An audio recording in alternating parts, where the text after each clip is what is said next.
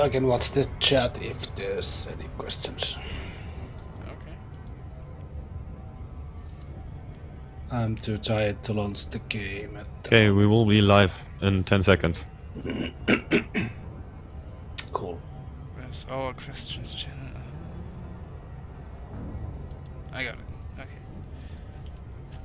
Okay, I have a look on the Discord. And we're live. Hey everyone! Hello everyone. Hello. Hi. And welcome to this interview today with Commander Wishblend. Yeah. And with me is Henkka. Long time no here. And Michael, who's mainly just doing broadcasting. Exactly. Hello. So, first of all, for the people who don't know, can you tell us a bit of your Commander history, Wishblend? Yeah, I started out in the bubble like everybody else. Helped with the founding of the first Great Expedition, which were the early exploration guilds. We ended up with our own faction, the Iga, which is near Sagittarius, near Founder's World. After Colonia was founded, I moved out there on the early days and pretty much stayed out there ever since. Love exploring, and I've run a few expeditions, and I've been on many more as well. Which will also be a topic that we will talk about later. But how exactly did you get into Elite Dangerous? I've basically played Elite in the past, mainly Elite Frontiers and Elite Frontiers First Encounters. And then when I came across the Elite Dangerous after, doing a Kickstarter, basically just caught it at the end. I managed to get in, backed it, and just been playing the game since, premium beta and ads right at the beginning. And I've just loved exploring the galaxy. It's the closest I'm going to get to flying a spaceship in the real world. So exploring is the main thing that you are doing. Is there anything else in the game that you enjoy to do besides exploring? I do a little bit of the BGS and maybe a bit of trading, but the main thing is exploring because I just want to see what's out there. There's so much we haven't seen yet. What was the coolest thing you've found so far?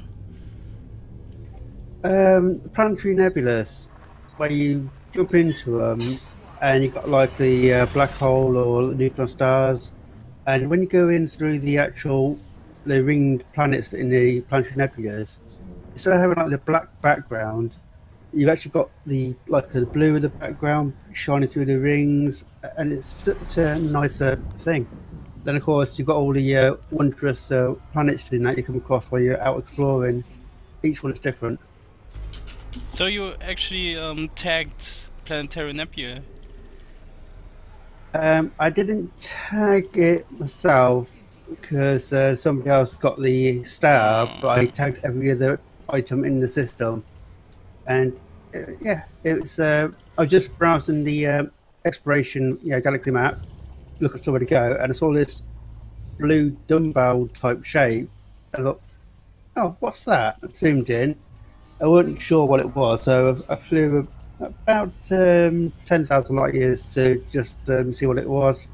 And when I found it was a planetary nebula, it's the first one I discovered, and it was a real nice thing for me. Those are a thing that many people would love to first discover at one point, but I think nowadays it's pretty hard to find still undiscovered ones. I also found like 2 or 3 of them. They were also already discovered when I got there, but hey, it's still a beautiful sight mostly. Yeah, the thing with the galaxy, if you ask Frontier, let's say it's only like not 0.2% or 0.3% of the galaxy discovered so far. And I always say this to budding explorers: if you go the same route that everybody else has travelled, like from the Soul Bubble to Colonial Bubble, or went out to Beagle Point, or to Sagittarius A Star in the direct line, you're going to run across discovered all the way.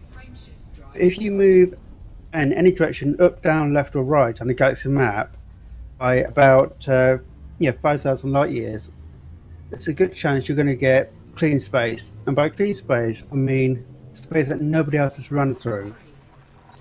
If that doesn't work, just take a angle off any random direction, go about 10,000-20,000 light years in that direction, and then turn to your current direction, and you'll get a fresh line of space going through. There's so much out there still to be discovered, even close to civilized space. So, talking about clean space, when you did the Beagle Point expedition, the route was set kind of differently, no? You picked mostly POIs that were waypoints from previous expeditions, is that right?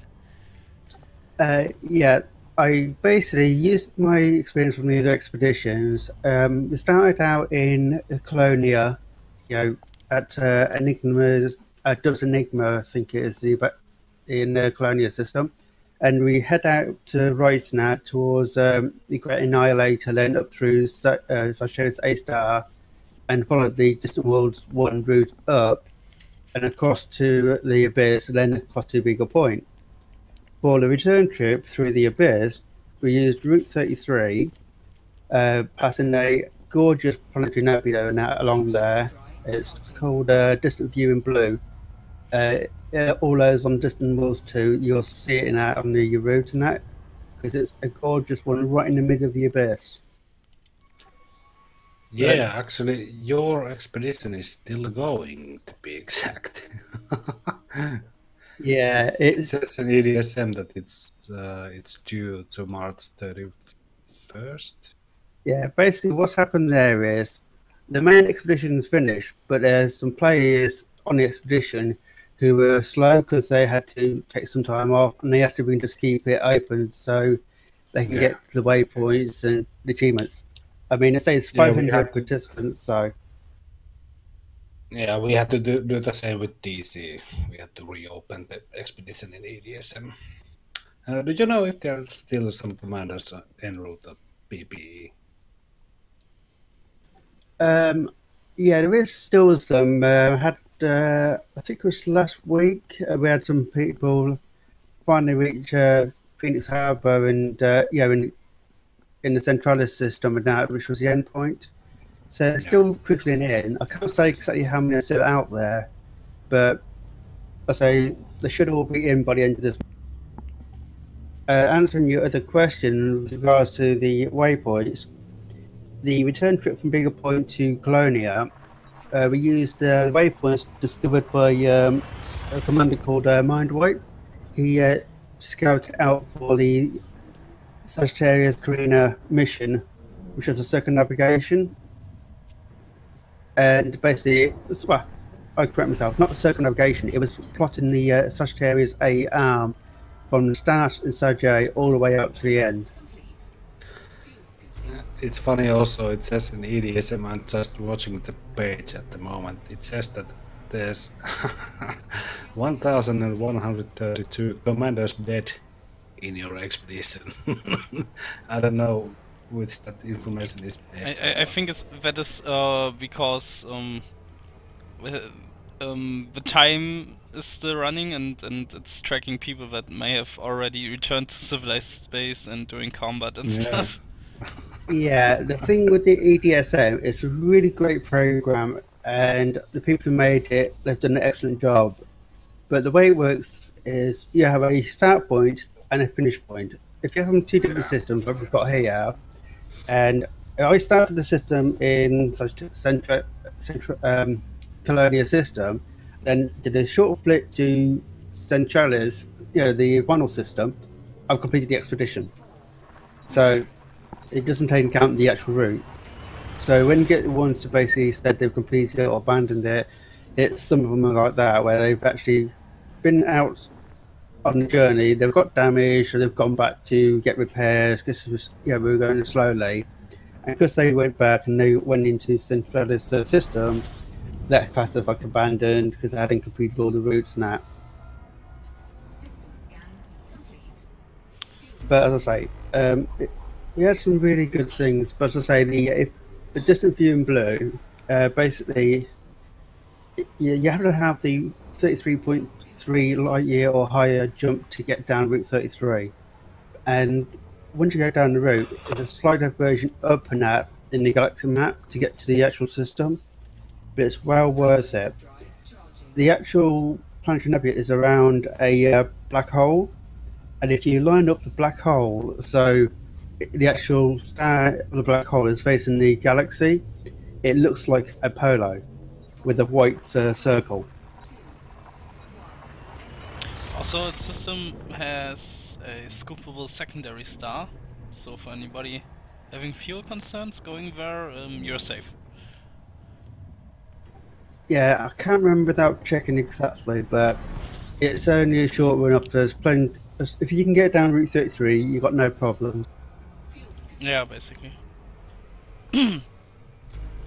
So, how did that all get started with the Beagle Point expedition? Basically, King Inferno, the other person who actually set up the expedition, basically wanted to set up a expedition to Beagle Point, but weren't sure how to do it. Because I've got experience in expeditions in the past, I basically helped him set it up and offered to scout out the route. And because I had a lot of the waypoints before, we basically did okay. Because I scouted out. Yep, all the planets were fine. Planetary waypoints were nice scenery, excellent. We were going along, and then Frontier released their small patch, which changed all the graphics. So all the waypoints have basically changed. For example, on one particular waypoint, you're supposed to land, a nice view over like a valley and like a crater system. But in its place was a massive mountain in the exact coordinates where the waypoint was, so we had to move it. I think I have to, at this point, I have to remind that the highlight of BB must have been the meetup with DC at Beagle Point. It was. We were all looking forward to it, and I think that was the first time the two different expeditions met up at Beagle Point, and it was such an achievement. It's the first and so far the only one, as far as I know. But it was fun week at Beagle Point, and it was funny actually because it wasn't planned that we would meet there, and no, it just time we figured it out. Yeah, we figured it out much later when the both expeditions had started already. So it was actually a thing that made me go out there when I heard about it, that two big expeditions are meeting up at Beagle Point, one of them the circumnavigation, and I was like, oh wow, this sounds so cool, I have to go there. It's actually the reason I went there. Yeah, and it's actually quite funny that we managed to set the time slots that we were able to meet there, because it was two big expeditions and we didn't plan to meet, and it was pure luck that we could meet up there. That's pretty amazing. Mm-hmm. Also, I think when Distant Worlds 2 reaches Beagle Point, it's around the same time, just 1 year later. Yeah. I think it might be. But yeah, it was when we realised we were that close to meeting up, we basically decided we had to meet up, and of course it was really Yeah, despite of all the instancing problem we had there, it was fun. We managed to have some SRV racing and the flyby and other stuff. With the flyby worked out so great. Yeah, for some, and not so great for others. Yeah, a lovely instance, and I Yeah. think but what is important to note about instancing is that it's really important that the right person sets up the instance.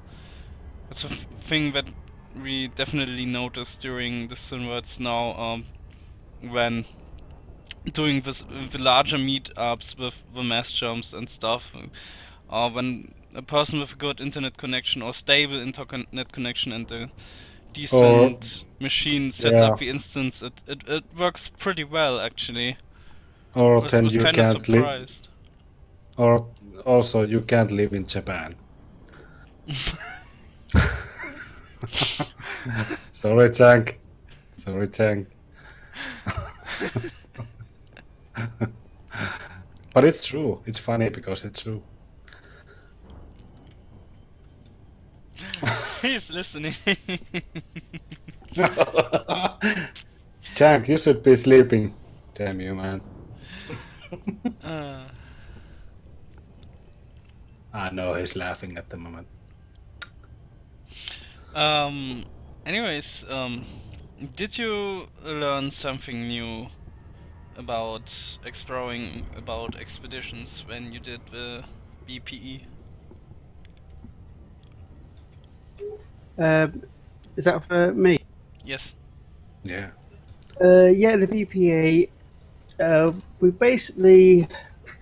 We used a lot of experience we had before, and the thing that we pioneered was getting the actual different console and PC players all on beats at the same time. One thing we did, because a lot of us took the repair and fuel limpets, was when we met up at the waypoints, we had fun, and if anybody needs repairs, we had a fuel rat stroke whole repair thing. So anybody needed repairs, we could basically just ping it, and then anybody in the nearby would fix them. But it got to, as the expedition continued, it was people with repair limpets will land at the waypoint and literally say to everybody, "Okay, I'm at the waypoint. I've got limpets for repairs if you need it," and basically repaired the other ships. We also found out you can actually fire a limpet from one ship to another on a planet if both ships are upside down. Oh yeah, right. I remember. I think I called out for a repair at Beagle Point because I crashed into a canyon wall at the Diamond Geysers. Yeah, diamond geysers are nice. I think they're also gonna be one of the POIs on the last stage. Yeah, so you mentioned you did other expeditions before. Can you tell us more about those? Yeah, so it's back in the early pioneering days. Before, and to put it into content, this is when we didn't have the route plotter, not about the 20,000 light year route plotter now, or the 10,000 one before. This was before we had the route plotter at all. To go from system to system, you had to literally jump system to system to system, one at a time. And we were doing short runs out. We basically people met up at a certain system. This was back with the FGA, and we gathered pairs together and just flew out in small groups and that. But one of the that's basically testing out the exploration facilities.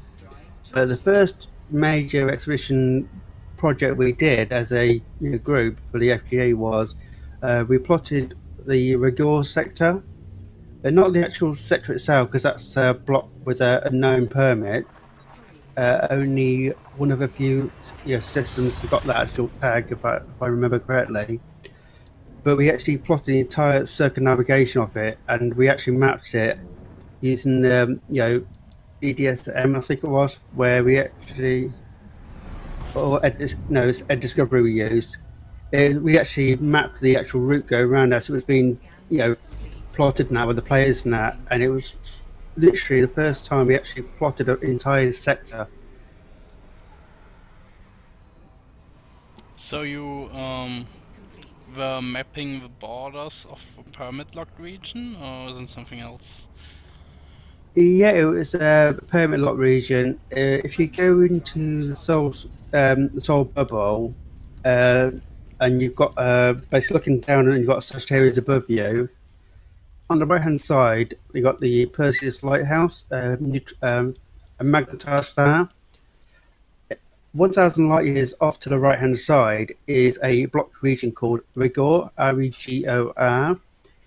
And instead of a lot of the other systems where you need the system name to get into that region, that particular region, you need an unknown permit to get into that region. And it's a big mystery of why it's an unknown permit. As far as I'm aware, to this day, we don't know yet.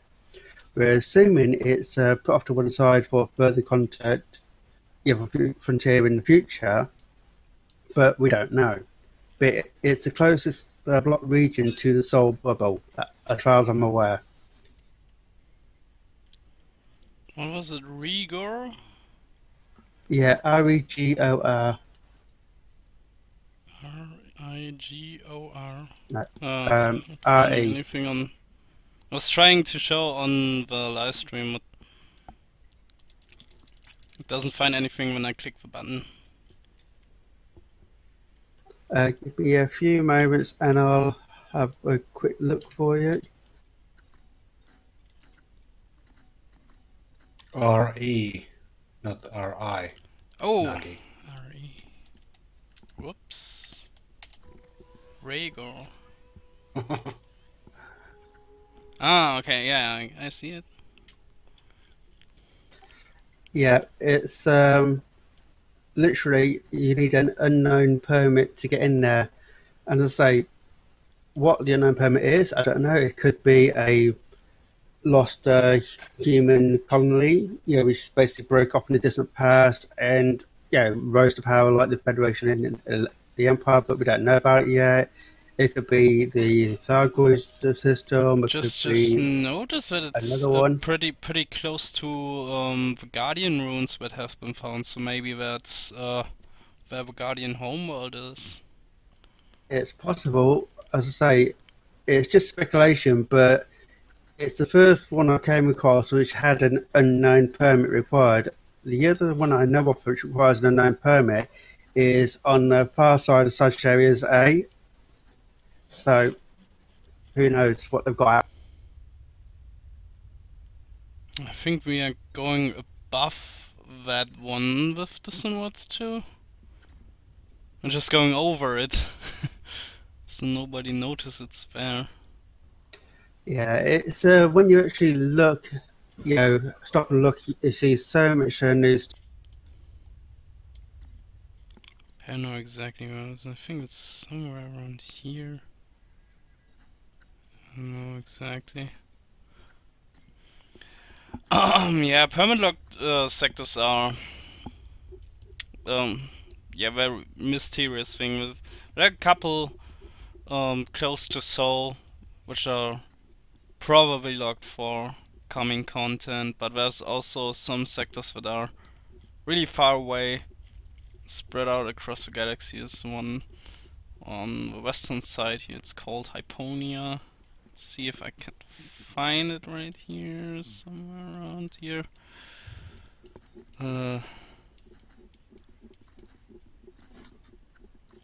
Some 10,000 light years west of Colonia, something like that. Can't find it right now. Then there's two between Seg A and Beagle Point, one's right south of the Abyss. And there's one in the east somewhere, I don't know exactly where. Yeah, well, there's a couple of them, pretty far out. Yeah, as I say, it's people go out, look for something. I always say when people ask me, what am I looking for when I go out exploring? The answer is the unknown. We don't know what's out there. And a lot of people go in the horizontal plane within a few, 10,000 light years up or down from, the Sol, bubble line, but you've got so much space below the galactic plane and also above it. And if you actually go down to the bottom or right up to above it, you actually get out of the dust field of the galactic rim, and the stars get so much brighter. One trick I've got for better imaging for exploration images is if you've got like a nice nebula you want to take a picture of, or a starscape, or on the planet with the SRV, you're pointing your ship that way towards your target, like in Super Cruise if it's like a nebula distance system, and you fly towards it for about 5 minutes without changing anything, and the actual background gets brighter and brighter as more colours come onto the actual camera like lens, and that way it makes it a lot more easier. And if you do it with some nebulas, there's one in particular which we're probably going to pass on the Distant World 2, you actually can see some graffiti in the actual hidden in the nebulas. What was it? Yeah, there's a red nebula in that. We passed it on a Beagle Point expedition, and I'm sure we'll pass it on Distant Worlds. That's on Distant Worlds 1. I'm not sure we'll get it on Distant Worlds 2, but it's a red nebula in that. And as you basically bring out the light from the nebula, you get a load of red lines in it, which is obviously a bit of graffiti, and that's one the gods of the universe type thing. Okay. I have to go get another beer. My mouth is dry from all the talking. I'll be right back. I know if you're talking about this one, I've got pretty red one here in Greeroy. AA-AH3 on the Gal map. I remember that on Beagle Point Expedition we visited a lot of nebulae on the way back. Yeah, there was a lot we passed in that. And of course, you got the bit of it on our route back in Beagle Point Expedition where we're coming down the left-hand side of the galaxy, we get to the waypoint, and then suddenly we hit a roadblock. There was a permit block region right on our route, and we didn't realise. So we had to, luckily we're near the edge of it, so by going across about 1,000 light years to the one side, we managed to skim down the edge of it. But as I say, you don't know what you're going to find out there. Yeah. That's true. So, how did you get involved with Distant Worlds 2 and the organizing?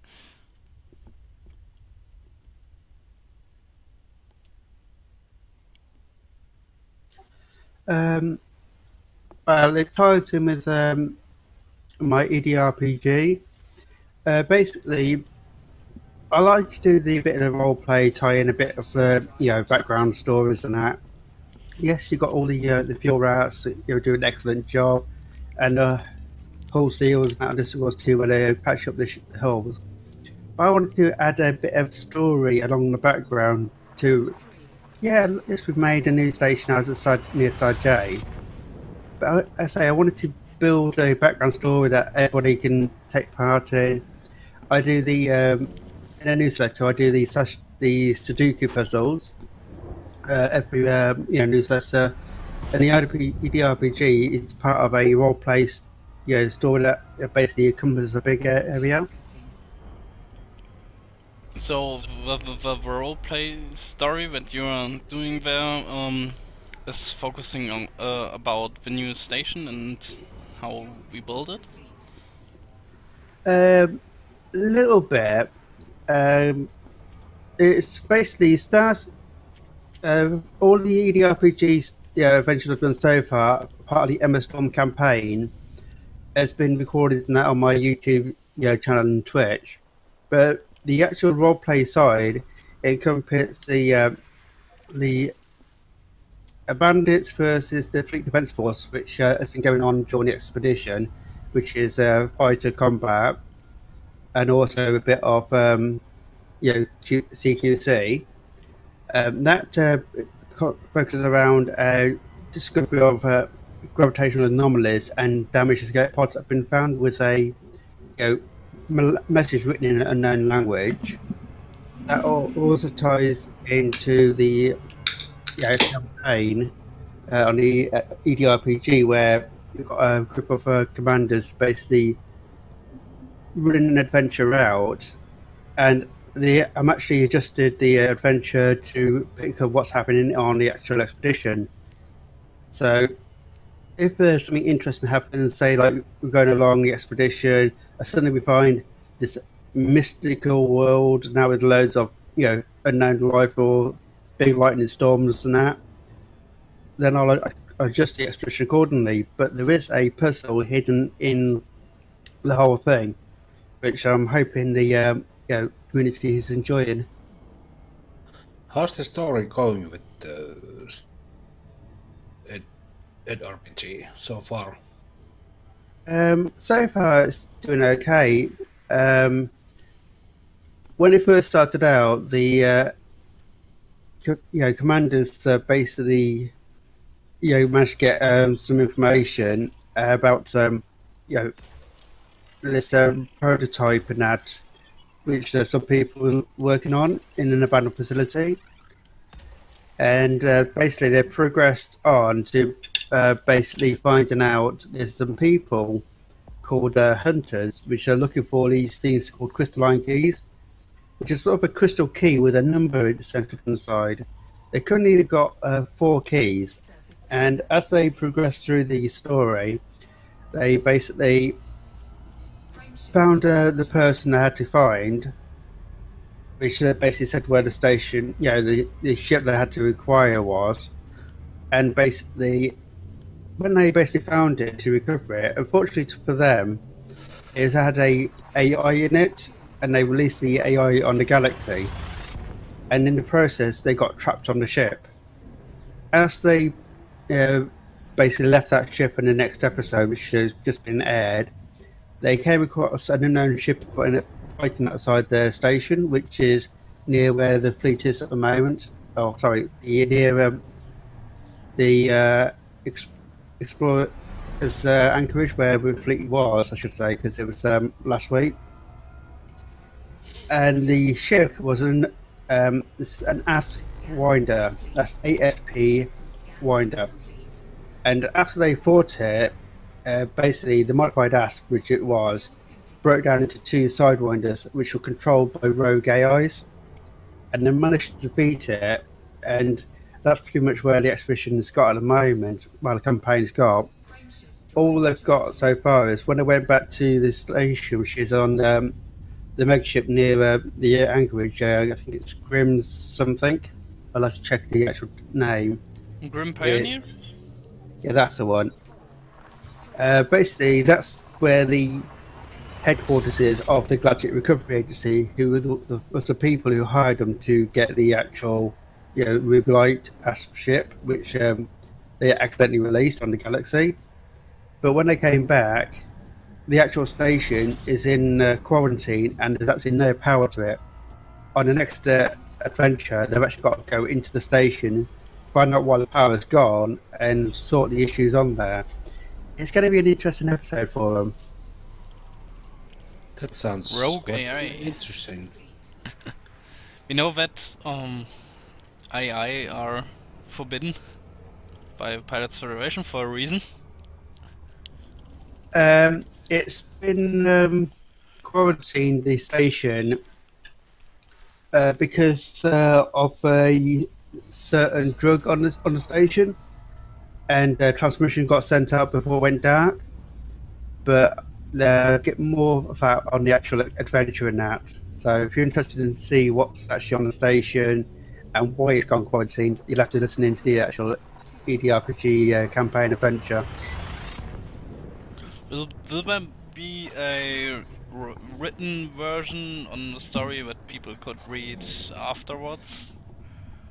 There's a roleplay summary in the Distant World 2's newsletter, It's not the last one; it's the one before.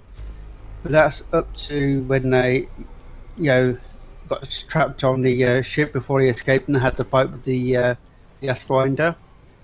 So it's pretty, following that up the story so far. Includes the bandits and the defense force as well. But there will be an updated story being up and out in a bit, but it'll probably be after the next adventure because there's not much happened so far between when I did the last summary update to where it is now. So, anybody who wants to read up the story, go read the newsletter.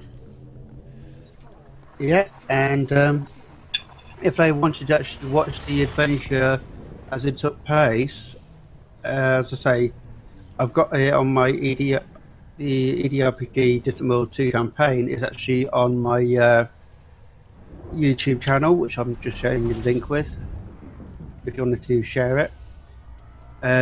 When I actually have the campaign, I stream it out Twitch, live on Twitch with the my commander name Wishblend on Twitch.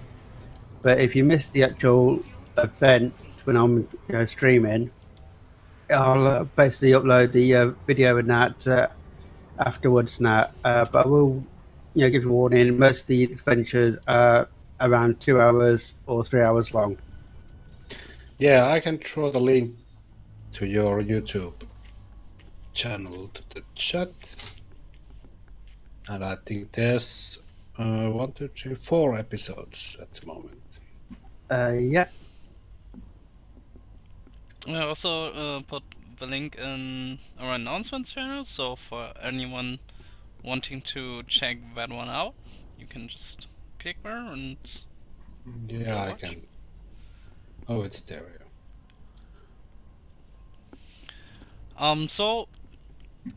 You've been writing up a special adventure for the radio, and because of unforeseen circumstances, we sadly had to delay our RPG session. Yeah. Yeah. The adventures, pretty much ready. I've still got a few bits to write. So when we delayed it, I stopped writing it fully, But the basic gist, without going into much plot lines, is you basically. I'm going to be modifying it slightly because originally the story was the fleet arrived in the system where the waypoint was, and then you went along to the radio got interference somewhere, and the different world's radio, you guys, you dispatched a troubleshooting team to basically find out what the interference is and fix it so the signal gets through. Ooh. Sounds interesting. And of course, you got the ones that people of you from the station taking part are the troubleshooting team. Without going too much away, as I say, you'll end up pretty much on the Explorer's anchorage, and inside the station is going to be something interesting. As I say, no more spoilers. Yeah. I'm not going to give any spoilers. I mean, I only give that bit because it's like a 5 minutes at the start of the adventure. Nice. We really have to get some date for that because I'm eager to get playing it. Yeah. And unfortunately, real life got in the way there, so we had to delay it. And for now, we said that we will do it when the Synwords 2 is over, and just set it up properly, and so that everyone who planned to take part in it has time, and we can do it. Yeah, and I just tweaked the actual adventures. So instead of being when the fleet arrived, I just say after the Distant Worlds 2 is completed, you guys headed back to see the new station, in all its glory after it had been built and upgraded, and to basically just broadcast all the other things, and then basically then the interference will kick in, and then that's how it's all rolling that way. That sounds good. So it's definitely a thing to look forward to when we are done. Yeah. Um, I think I have to open my RPG book at some point. yeah. I also still have to create my character, to be honest. Haven't done that yet. Yeah. Yeah, I mean, when you do it, I mean, there will be you'll need basically to make sure you got your ship, SRV, and player, everything created. So for people who still don't know what this exactly is, I think the best description would be it's a pen and paper role-play game like Dungeons and Dragons, just set in Yeah. the universe. Yeah, the way I Well, always explain it is this: EDRPG is Dungeons and Dragons in space, based in the Elite Dangerous universe, but instead of having the dwarves and the mages and the thieves and the warrior, you've got any character you can create using the 4 backgrounds. The 5th one's already pre-selected, being the spaceship piloted, so you can fly your ships. And you don't have magic in the adventure, but you have other things like technology. And of course, it's basically taking the EDRPG, the Elite Dangerous game itself, and transferring the ships into the EDRPG and back again. You can't transfer like the credits you might get in the EDRPG into the game, but you can take it the other way. Like you've got your normal ship, and then basically that transfer into the EDRPG. So they are compatible because it was designed that way from the start. So for other people who are not part of Distant Worlds 2, for example, and want to play EDRPG, do they have to write their adventures themselves, or is there a kind of library they can pull from? It varies. It depends on the player. They can have players who want to make their own adventures, basically be a game master, which is the equivalent of a dungeon master in the old D&D. There is some pre-made adventures which you can use to get started on the actual edrpg.co.uk website. They're free in the store section.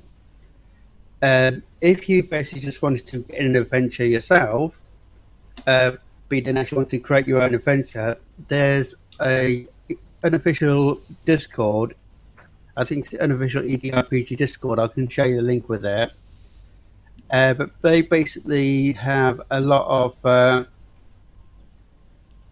game masters already in there making adventures. Some will be like single adventures, some will be like a campaign, like the Emma Storm one is, which runs about 7 or 8 adventures altogether. So there is a way to basically play the game without actually making your own adventure up. But at the same time, if you wanted to create your own adventure, you can do. Yeah, I have read the RPG. Now I lost what was the big book. I have the supplements and the core book. I have read it some few times, and there is some pre-made adventures, and they sound quite exciting, actually.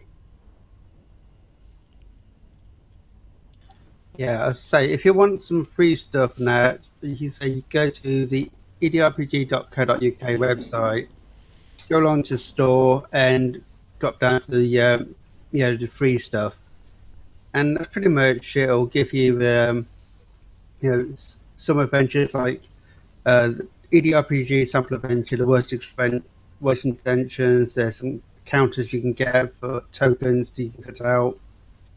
And there's also some story hooks where basically this is how the story starts. How it goes from there is up to yourself. When you're creating your own adventure. Yeah. And we should have John and Oliver from Spider-Man Games as a guest later. But I was thinking that we could ask them when the battle cards. They have a problem with the battle cards at the moment. But I was thinking that we could invite them when and if the battle cards copyright in an infringement case is solved. Yeah. All I can say with regards to battle cards, being one of the official ambassadors for Spider-Man games, is it's tied up in legal issues with Kickstarter, Frontier, and Spider-Man games. I do know a bit more because of my position, but I'm not allowed to actually say due to NDAs and that.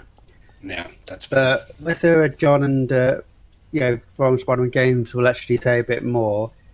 But all when you have him on later, all I can say is Spider-Man Games is trying what they can to get the battle cards out and Kickstarter points up and running again as soon as they can.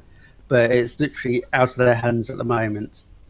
Yeah, I was going to back the battle cards just before they got drawn from the Kickstarter, and I missed the window, and I hope that they will get some more time with the Kickstarter. Yeah, the way the Kickstarter works is if a Kickstarter project is suspended for any reason, in this case, because some person has said, I have the right to that, you shouldn't do that, so it gets frozen. If after the set amount of time is finished and they decide it's a false claim and it's released again, if there was 3 days left on Kickstarter before it's suspended, when it's reinstated, there's still 3 days. Yeah, and for those who don't know what this case is all about, it's the same guy who suspended Ed RPG. He did it twice. Yeah, and he is on it again. Yeah, the basic backstory, which I can release because it's public knowledge, is back when the EDRPG went through its Kickstarter, it got within like 2-3 days of finishing when certain person basically said they had the copyright of the name Elite. Yeah. Not Elite Dangerous, just Elite. And basically, after a certain amount of time, when he didn't provide any evidence, backing his claim up, basically it was reinstated and the Kickstarter was finished. With regards to the battle cards, same thing, same person basically put a claim in on name Elite for the battle cards, stopping that Kickstarter. He then also put a claim in against the name Elite on EDRPG, got that suspended, even though it's completed. Yeah, only with one difference. With Ed RPG, the suspension took like some weeks, maybe a couple of months, but this has been going with the battle card. This has been going on from last August. Yeah. So over half a year, 6 months, and it's getting ridiculous. It's I'll say it's to do with it's all in legal issues. Yeah. It should have been reinstated before now, but it hasn't, and I say it's down to legal issues. So as much as I really want to give you more information, I can't. Yeah, all I know that is the last announcement made by Ton and Oliver was from January or February 8th. That's where one was in a blog, basically saying, they're hoping to get it out as soon as they can. Yeah. But we will wish them all the best, and we hope that it will get resolved as quickly as possible, because it sucks to be in that position. It does. I was really waiting to back for I was going to back the battle cards, but then I missed the window, as I said, and then came the suspension, and I can't back it at the moment because it looks really interesting, battle cards. It is. I actually got to play the demo versions at the NEC, and that one they had the testing, and it's a simple game. It has a strategy. Yeah. you basically you got the different packs. I say that they do the Empire deck and Federation deck, and you got in those decks you got neutral ships, and you got different scenarios like from defend your trading ships, basically build a station, capital ship, Yeah. or mining or all out fight, and the we're going to the gameplay.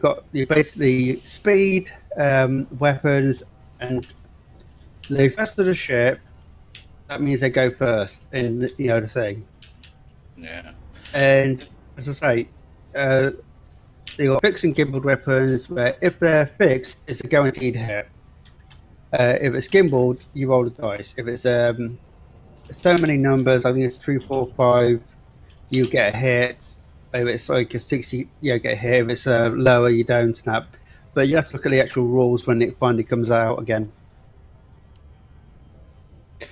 Yeah, I was going to check the battle cards too. I have this real life meetup with my faction commanders in June, and I was hoping to get the battle cards there so we could play it there, but Yeah, because of this suspension, I think I can.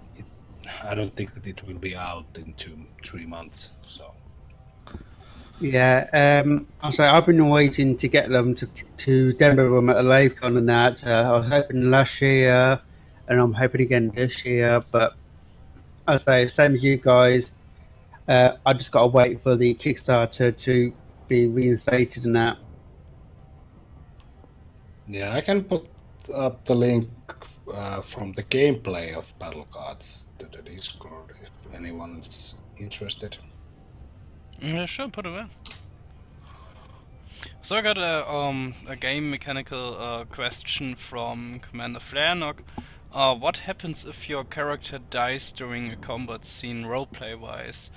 Do you need to make a new character, or is there backup plans such as DNA cloning or escape pod retrieval? It all depends on the GM. If I have heard of a case where there was one player, he was it's not my adventure, this was a different adventure. I think it was a Commander Architects game. Yeah, we played with some other people, and he said, "Hello, I might have got the name wrong. I'm sorry if I have, but the gist is this: the cyborg was one of the players where he just kept attacking his fellow players and he kept annoying them, during the actual adventure. So when he actually got killed in the adventure, instead of the players starting to try and revive him using the medical skill checks and that, they decided to let him die. So we had to create a character over from scratch.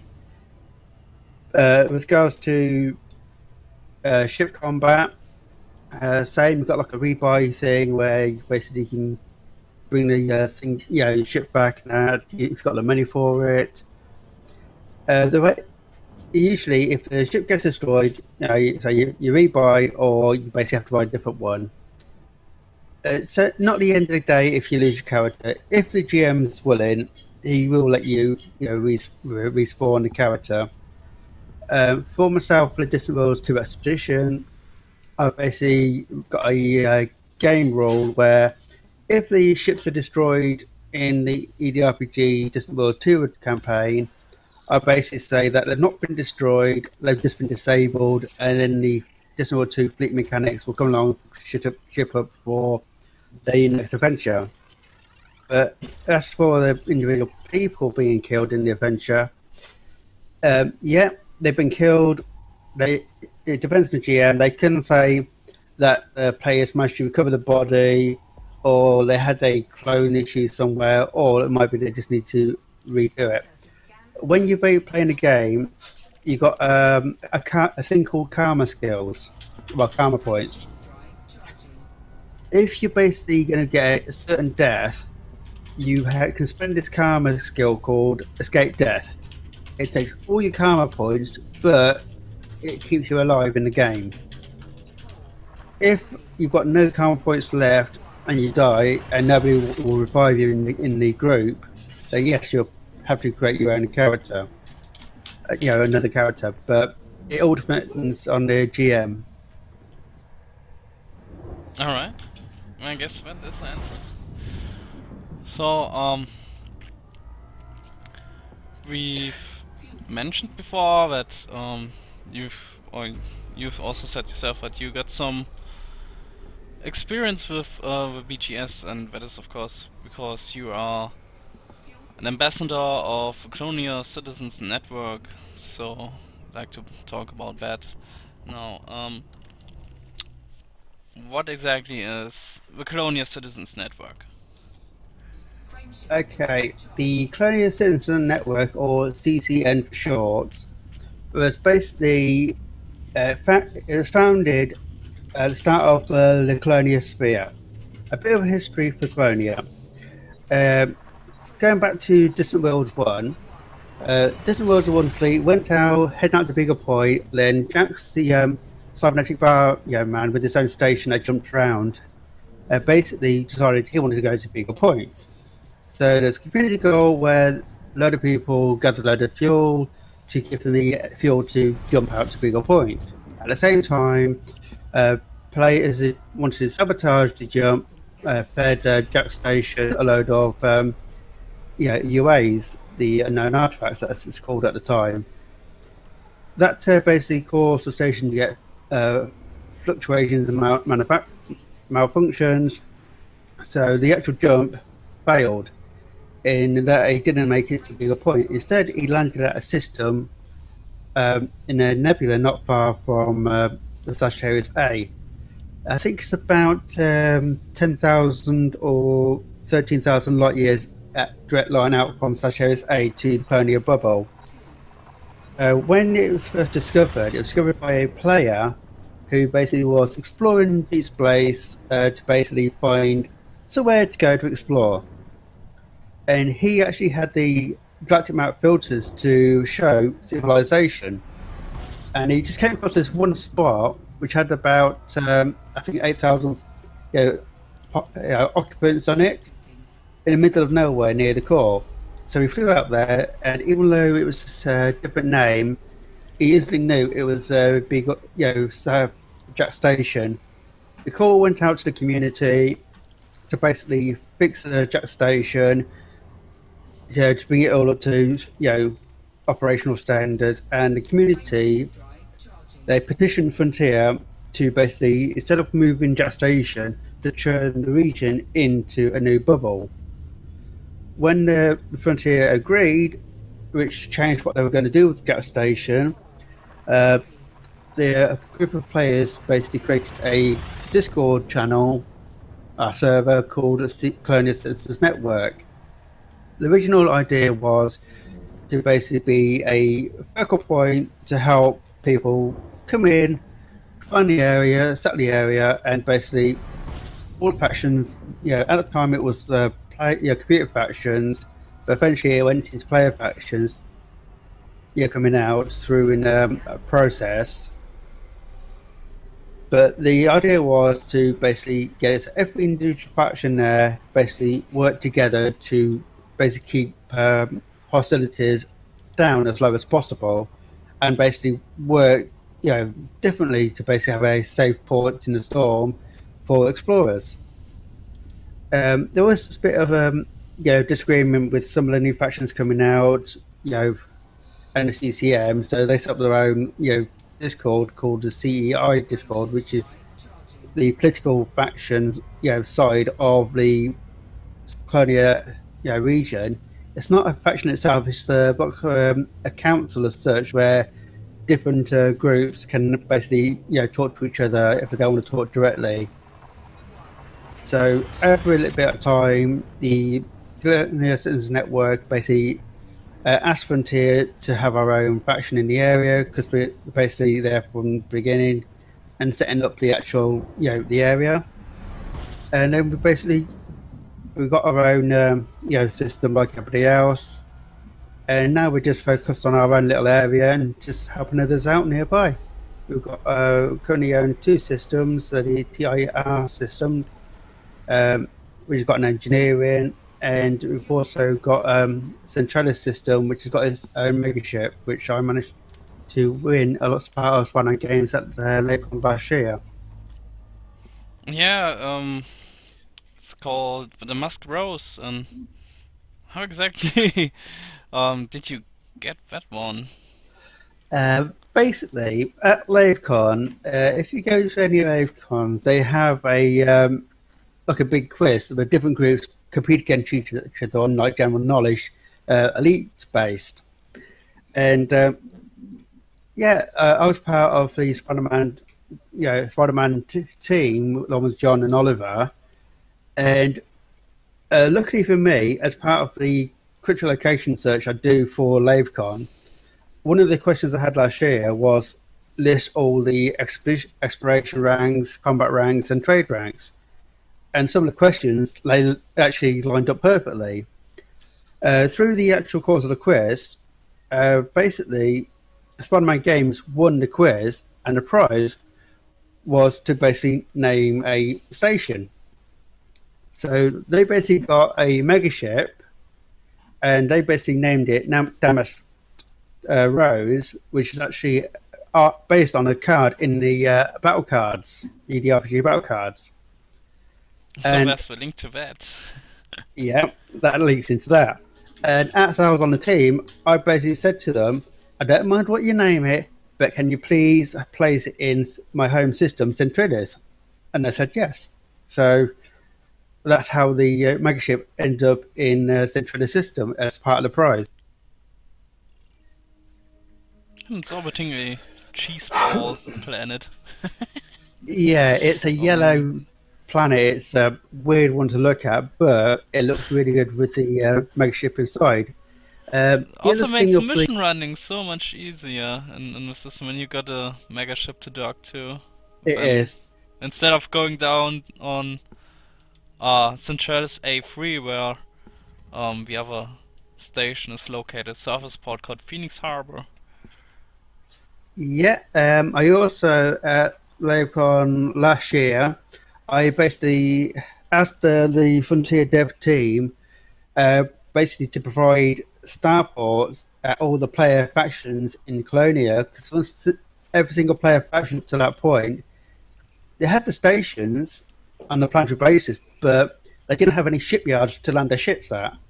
So after the request, and I basically said like there's over 40 odd different factions there, they agreed and basically put shipyards in. The other unique bit for the Colonia space, or Colonia region as I call it, is one location. If you like exploring, it's an ideal place to be, because any direction about 5,000 light years, you're in deep space. The other bit is we've got engineers in the Colonia region now, but they're experimental engineers in that the more that somebody basically works on a module for an engineering, the higher the level. We've already got some up to level 5. And these are basically, you have to unlock them by unlocking certain engineers in the bubble, but once you have, you can basically get higher level items in the shorter area space, in the actual Colonia region. Talking about CCN, do you have any kind of figures or numbers? How many commanders are staying in Colonia region permanently? In the region, Do you have any idea? I do have a slight idea, but you have to bear with me a sec.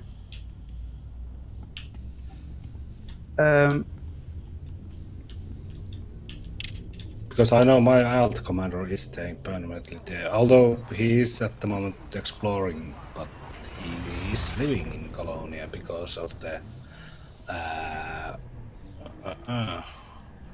I can't say exactly how many are individually staying in the Colonia itself, the region, because I can only say about my faction, with regards to CCN. Yeah. For the CCN faction, we've only got like 45 members, but on the actual Colonia Citizens Network social Discord, if you're the main one, that has, if you give me a second, it has 1,989 members. That's quite nice. Because my alt commander participated in the Outlander challenge who was made by actually by Erimus a couple of years ago. And the point of Outlander challenge was to clean your save, wipe your save, buy a new account, and collect money so you can fit your sidefinder with fuel scoop, and then you will head down to Colonia permanently. And, Yeah. I was waiting a bit a new Outlander challenge that maybe gain or get more commanders to Colonia, because it was fun ship to make in basic sidewinder. It's really fun. Yeah, the Outlander challenge, it is in the process of being updated. If it's not already been released, Outlander 2.0, I think it is. Yeah. But as I say, I'll chase up the custodians of the CCN, see if we've got an update for it. And that if we do, I'll give you guys an update. And that with regards to people wanting to come out to the Colonia region, I will say there's pretty much every ship available out here, apart from the Navy ships like the Federation or the Empire ones. The Alliance ships like the new fancy ones, which I can't think of the names at the moment. It's just slipped my mind. Chieftain, Crusader, and Challenger. They're also not available. But So basically, the superpower faction ships are not there. Yeah, there's no superpowers in Colonia at all. It's all player and NPC faction. Yeah. There's currently, going off the Colonia Sea Region Systems database, which I've basically linked to you to. There's 91 factions in the Colonia region, including 42 player factions. That's quite a lot, actually. The busiest system saw 568 ships in 24 hours. Ooh. But approximately 135 million credits of bounties are collected daily in the region, so it's not safe now as such, but it can be. As for the exploration value, the exploration value of its inhabited and planned system is estimated at 42,890,001 credits. But I really love the Outlander challenge. So if there will be another Outlander challenge, I can recommend it. It was really fun to fit the sidefinder and make the trip of 22,000 light years and live in the Colonia permanently.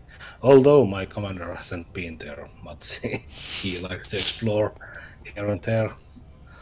I was actually thinking of maybe at some point buying a third account and doing exactly that.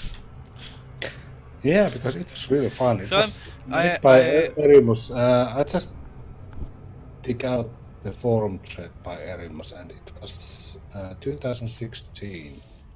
The thing is, I joined the CCN during BPE when there was a call out that they had some trouble. I said I'll go help you out. But the thing is, with my main account, I'm so busy and always either going to the bubble or on expeditions that I don't really have time to take part in the BGS works of the CCN faction, and so my all commander is busy at the moment with something completely else, and so I can't help. That just I was thinking maybe I should buy a third account to just be in Colonia. Those damn alt commanders always so busy. Yeah. We do understand, and as I say, I don't know about the other factions, but with CCN, we're a loose-lit community. We had a slight hiccup, shall we say, when Frontier decided to bring out the changes to the BGS, and we accidentally lost the tier system, short, short for a short while, but we've recovered it now.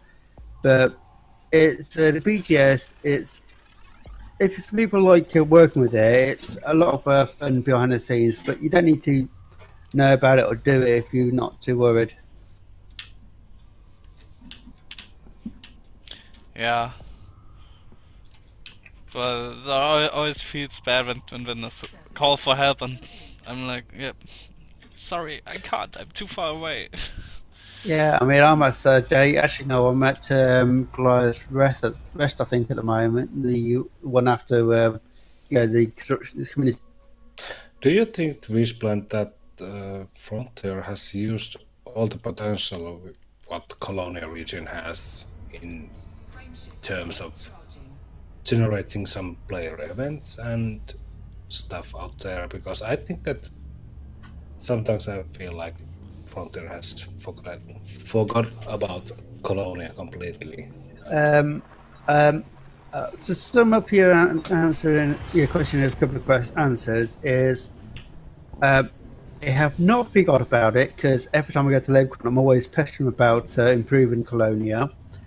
And they at the last LaveCon they did say they haven't forgotten about it and they do have plans for the Colonia region. Now, what those plans are, I don't know, but I'm just waiting for the shoe to drop. This is my speculation here, but you've got all the Thargoids attacking, near, the Pegasus systems and all that.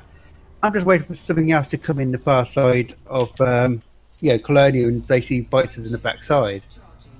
Yeah, that's something. I don't think that will happen, because what we do know about Thargoids is that they are very territorial species, and the only reason they attacked us was because we started settling on the planets they have seeded. They were just trying to drive us away from what is rightfully theirs. And they are not in the colonial region, so they don't have a reason to attack there.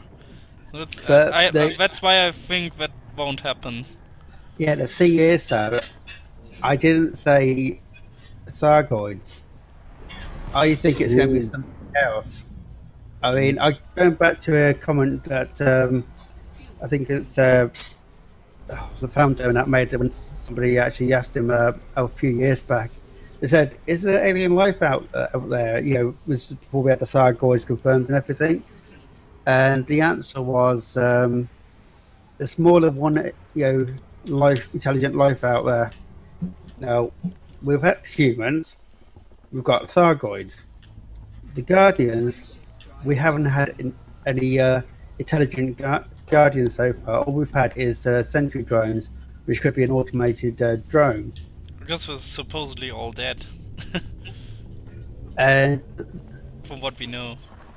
The way I look at it is, Thargoids biological, race.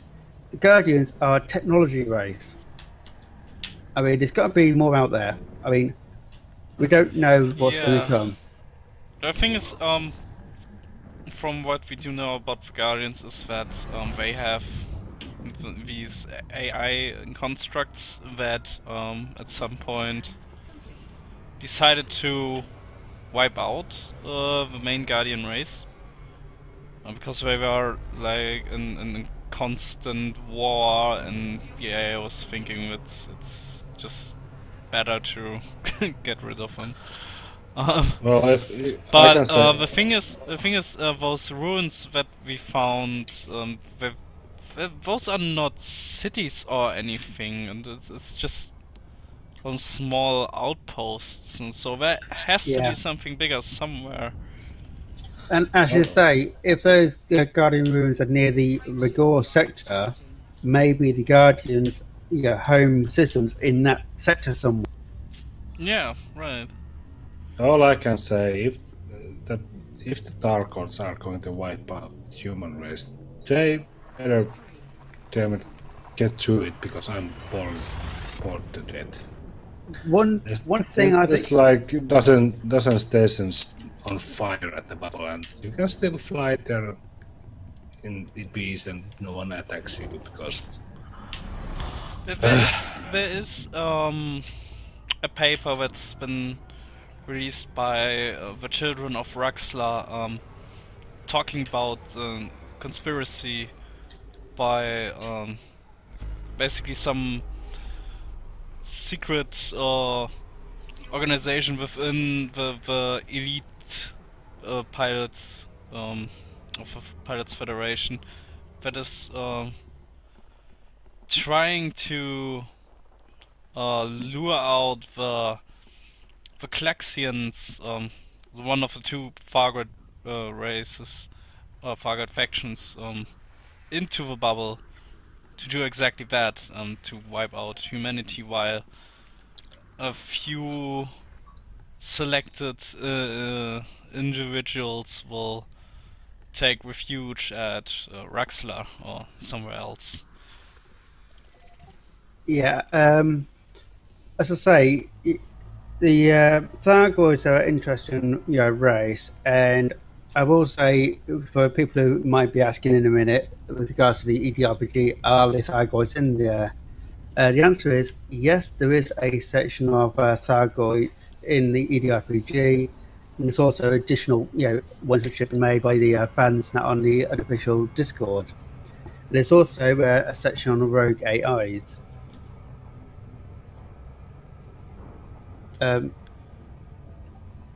But I say there's hints in that out in the galaxy in the actual Elite Dangerous game about the old rogue AIs and that, which we've got like as a commodity, I think, in that. But what happens if they're still around somewhere?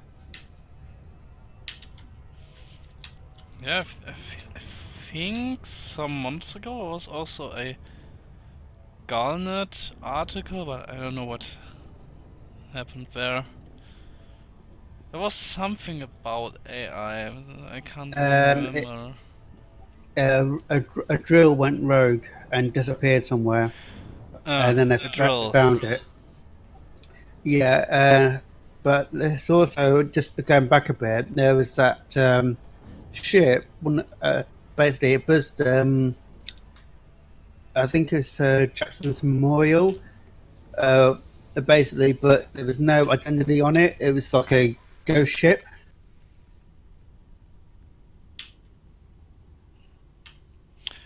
But that's a while back. You mean that with a disappeared celebrity?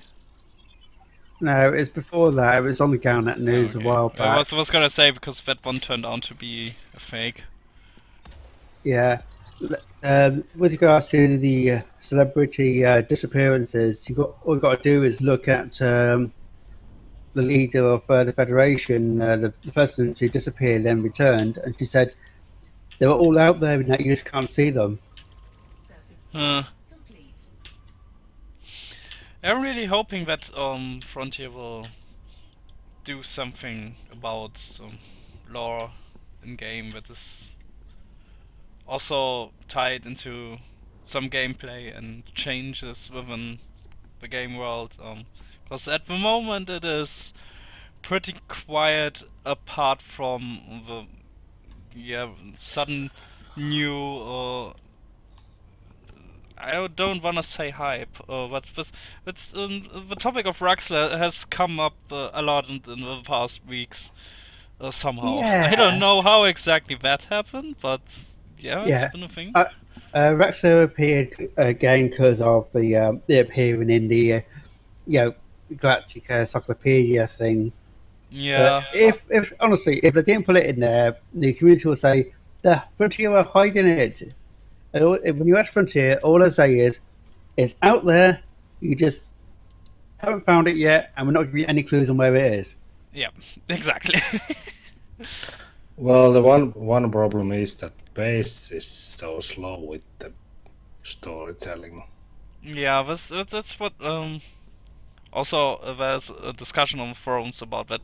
There isn't really much happening apart from that, lore-wise, in the game at the moment. Yeah. So we all hope that will be improved when they have a big update. Yeah, I mean, the last major news story we had from Frontier was that the major updates was being delayed till 2020, I think it was. Yeah, late Or 2020. yeah, late 2020, because they work on something big. People, just speculate, say, "Oh, it's funny they're walking around," or "It's the atmosphere landings." But what happens if it's something game changing? Like they're changing the galactic map to like dynamic systems where the actual stars actually explode as supernovas, or it could be they're unlocking some of these unknown regions with a brand new race not to be discovered. Are they That's gonna be one of the hostile first things or I will do when we get some sort of beta or the update goes live. I will check if the permit locked regions are accessible or still permit locked. Space legs. Ah, don't make me dream, Henkka. Don't make me dream. I'm putting my money on space legs. But yeah, I really want to see more storytelling in the game that also players can shape.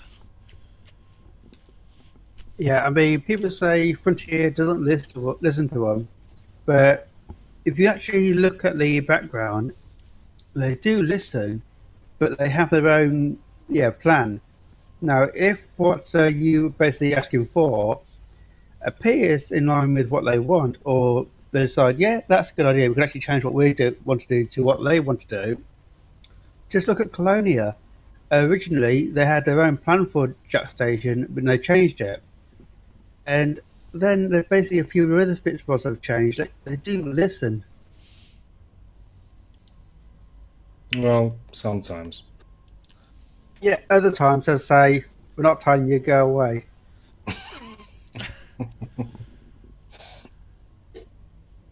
But yeah, in my experience, yeah, they do listen. I mean, I've said a few things to them at the LaveCon and they've appeared in the game. Other people have said other things elsewhere and they've appeared.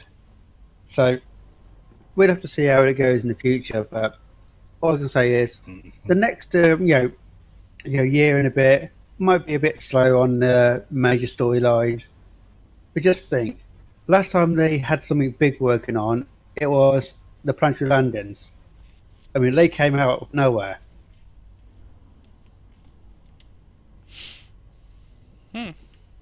I wasn't playing back then, so I can't tell.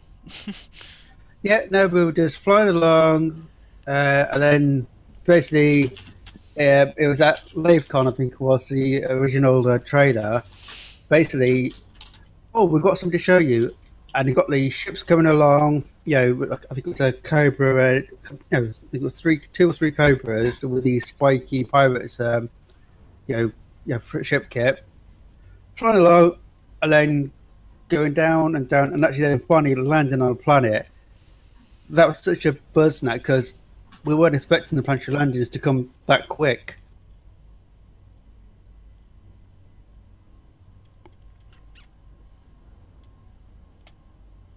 Do you have any questions about the CCN, Distant Worlds 2, or BP, or anything you want to ask me? What ship are you flying at Distant Worlds 2? Imperial Cutter. Ooh. It's with a very flamboyant flame paint job, which I got from LaveCon. The ship name is the Phoenix. There's quite many cutters actually at the Distant Worlds. Yeah, quite a few, yeah. Yeah, it's a ship I've always wanted. There's one other ship I would really love to get, but unfortunately it's not an Elite Dangerous game. It's only in the EDRPG. Yeah, I saw that there's some ships in the EDRPG core book that are not in the game. Yeah, unfortunately... Can you give examples? I don't have the books here. Going There's some ships, that's for sure. Yeah, you got the Merlin, the Boa, and my personal favourite, which I really want to get, but I've got no chance of getting it at the moment, is the Imperial Explorer. Is that Panther Clipper in the RPG also? No, the Panther Clipper's not an EDRPG. Oh, okay. Imperial Explorer. Oh, that sounds good. But to give you some idea, the actual stats are in the exploration supplement. But in short, you need the king rank in the Empire to fly it, and basically, it's too big for stations. It has its own small landing pad inside, and it's basically it lands on planets if there's room, and basically it can really settle a new colony. Also, in the battle format, basically you can sit it in orbit and it becomes a battle station. I think it has about. Well, give me 2 seconds. I actually get the stats now, or I just bring it up on the thing. Yeah, there's some ships in the RPG, in the supplement book, which are not in the game, and I think that. And I'm pretty sure we will get some of them. Did you have the RPG game, Nagi? What do you mean? The rule books? Yeah, do you have the core book? Yeah, I got them from Wishblend.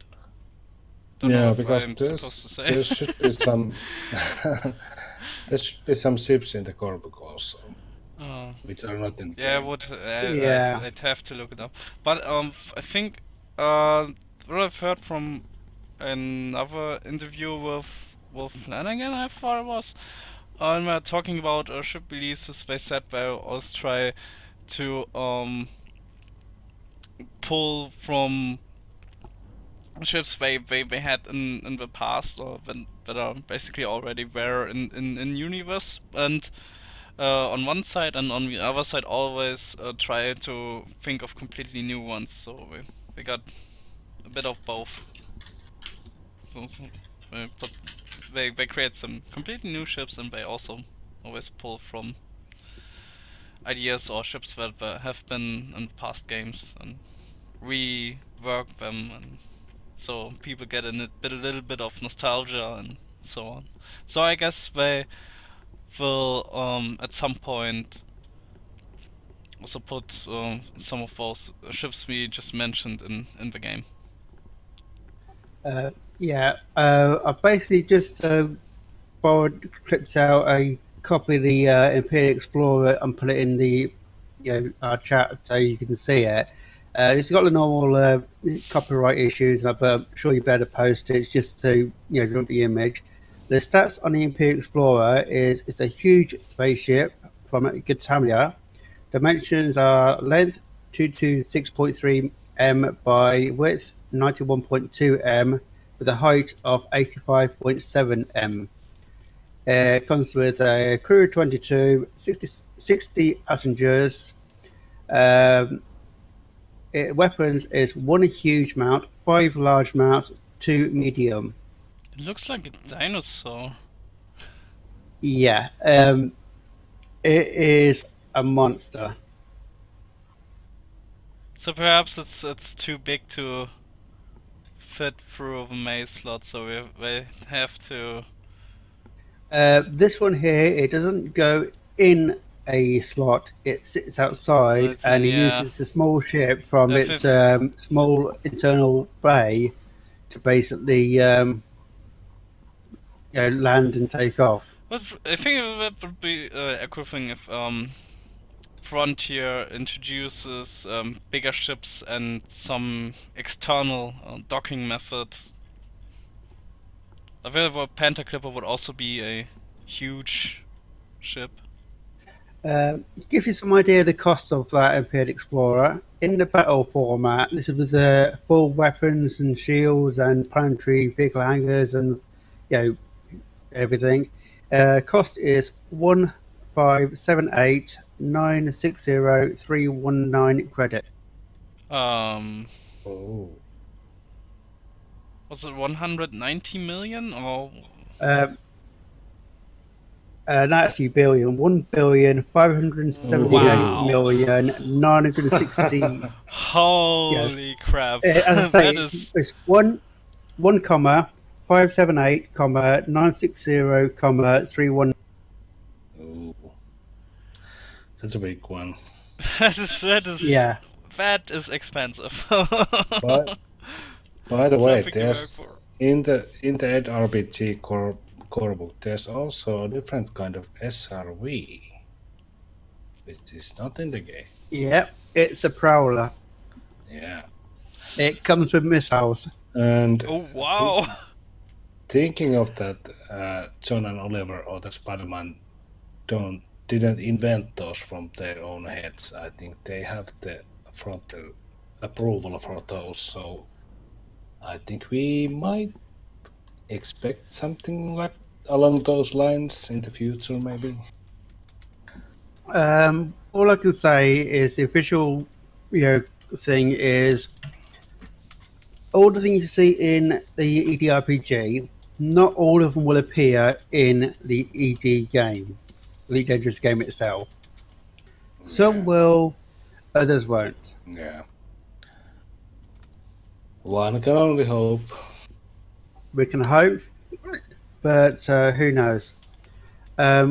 If you one last thing, with regards to your own adventures, there is an option in the core book, basically playing a game without a GM. It's like a solo player game that just means that you won't have a GM. So you've basically got an adventure which you've created and they're basically just going along. Yeah. It's sort of like a random thing. So there's random system generators, mission generators. So it's like you land in a base, you go down the corridor, you roll the dice to see whether you go left or right. Yeah, I really should find some time to get to know the core book because it's really, really interesting stuff in there, and also in the supplements. But too bad real life is a bitch. Yeah, real life always gets in the way of a good game. But there's a huge amount of work with what Spider-Man has gone through with that RPG. I think it's astonishing. I'll say going over the EDRPG, a brief run through without going too deeply into the the actual book and that. The game works like this. You've got one person set up as a game master. They've got the adventure either they've made their own or they're basically using one somebody else has made. You have players basically which are doing the actual adventure. They've created their own characters and they're going along. In the game, it's all skill check. You basically you got like a stealth check. You land on a place and you've got an enemy mob in front of you. You can attack it, which will be a weapons check, or you can try and sneak past it, which will be a stealth check. The GM will basically say, this is basically, you've gone down the corridor, you've got these things called Kai's, Kai, as an animal, like a very vicious leopard and that creature. You can attack it or you can sneak past it. What do you want to do? The players decide what they want to do. If they want to sneak past, the GM will say, okay, you need to do a stealth check. You need a roll of 7. Now, the players will look at their stealth check on their character sheet, and if they've got it as a 23, the number always rolls down to the first number, so the bonus for the stealth will be a 2. If they level it up over the course of time and it changes to like 30, then the bonus will be a 3. So they basically roll a d10 dice, add their, say, 2 from it, from like the 23, roll down to 2 for the bonus. So if they get a 5, add the 2, they get a 7. So 7 is what they needed, they passed. If they got a 6, it was a fail, then they're detected. All skills in the EDRPG works exactly the same way. You've basically got a skill check and you roll the dice. The combat, slightly different in the complexity, but the same thing. You've got a difficulty to hit a person or a ship, which is the person you're attacking has a defense point, whether it's a dodge or parry on person or just defense for the ship if you're in your SRB or your ship. The person basically attacking with the weapons, basically they've got to have a plus number to what they have to pass to hit, and that number has to be higher than what the person's defense point is, which they're attacking. If it is, they do damage. If it's not, it's a miss. And that's pretty much the gist of the game.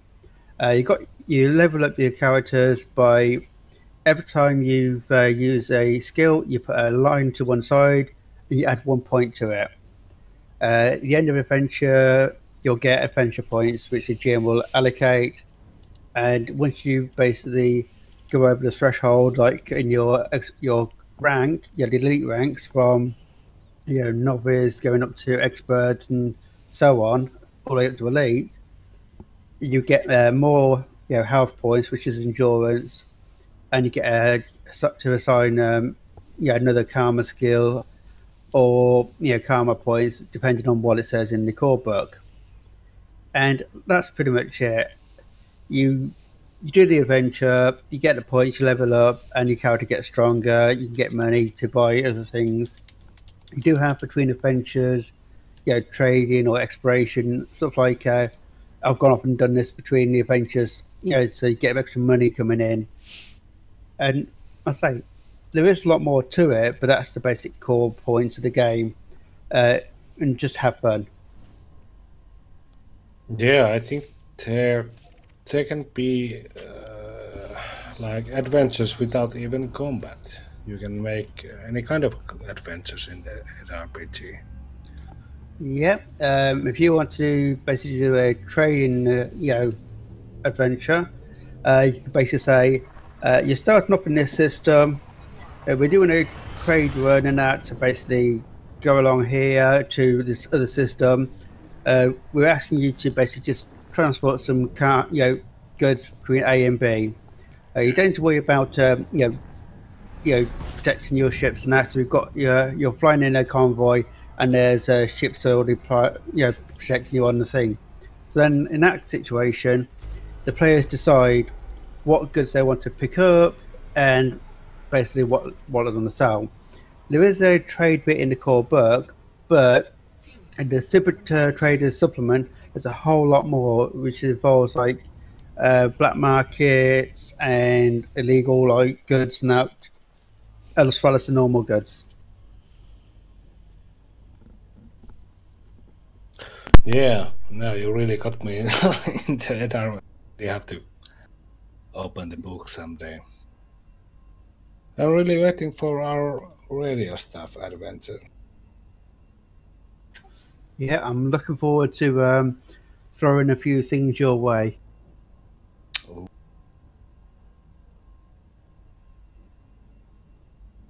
We have to set some kind of date and hope that real life doesn't get in the way. Yeah, we have to plan it carefully, and I think we can work it out. Yeah, as I say, you guys let us know when you're thinking of actually running the adventure. I'll see what dates I'm off work so I can actually do it no problem. Then we'll just finalise it and do it. And hopefully the listeners will follow along the adventure as we do it. I do all my online adventures on a website called Roll20, but I also stream it. So, yeah. Yeah, Roll20, it's really handy site for playing live or live and live. And I think we, at this point, we can close up the interview. Or do you have think any more questions? Hopefully we will have some more stuff with Ed RPG when and if we get Spider-Man guys to interview. But I'm waiting for the battle cards infringement to solve, because I know it's not good time at the moment to interview those guys, because I think they must be really stressed out with the situation. Yeah, it's really interesting with them at the moment. There is other stuff they're working on, which I'm not allowed to say about. But yeah, the battle cards, financial issue, and with the Kickstarter, has been a pain in that. And to say, not just the fans, but they are also desperately wanting to get it done. But as I said earlier, it's literally out of their hands at the moment. Yeah. But I'm confident that it will get solved, because after what you said, what you can talk about, I got the picture that it's going to be okay soon enough, maybe. And Yeah, as I say, we'll get some more I can't.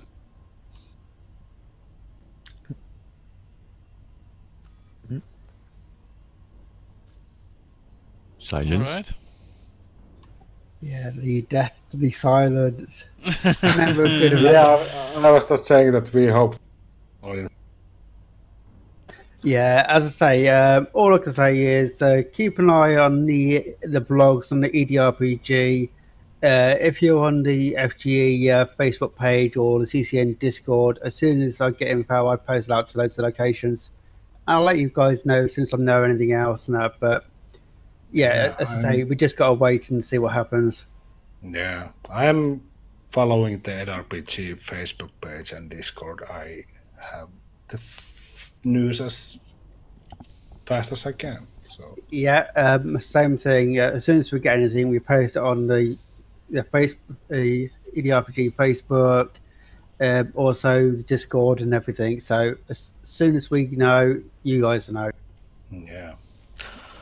Well, we can only hope for the best. And thank you, Wishblend, for joining us. I really have to take my leave now because it's almost 12 a.m. in Finland. I have to go to sleep.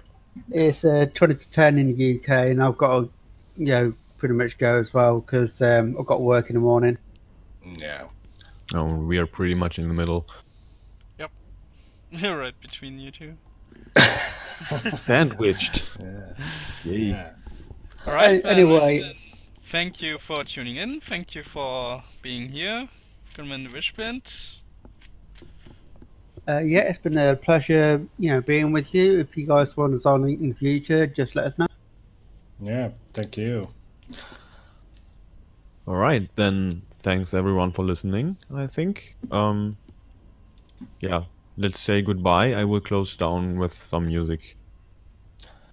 Alright. Bye-bye. Goodbye. Bye.